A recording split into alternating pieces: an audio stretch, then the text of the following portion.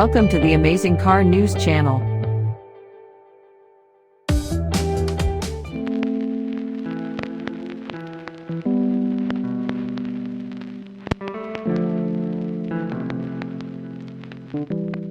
What's included in a flagship vehicle?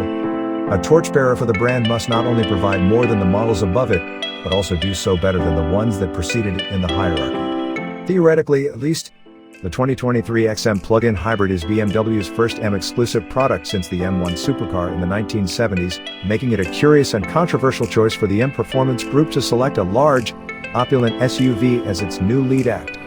However, these are the times in which we exist. That doesn't mean that such a car can't be enjoyable to drive.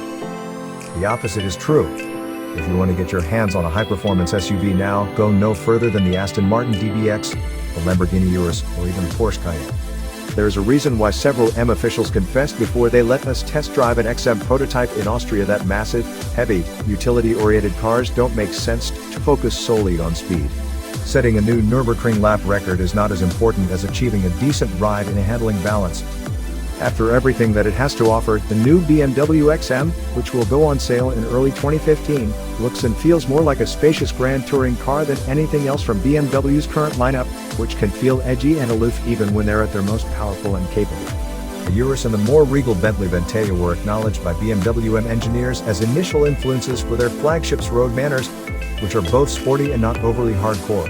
In spite of the heavy camouflage covering the interior and exterior of the prototype we rode, BMW did reveal more of the XM's technical makeup. This is good or bad, depending on your views of the XM concept, which the actual model should closely match in design. The XM sits lower and has a longer nose than its mechanical cousins, the X5M and X6M, which are its closest mechanical relatives. Even though it will only have 2 rows, the XM's wheelbase and length are comparable to those of the 3-row X7. We predict the car's curb weight to be around 6,000 pounds, distributed around 50-50 between the front and back wheels. Thanks for watching.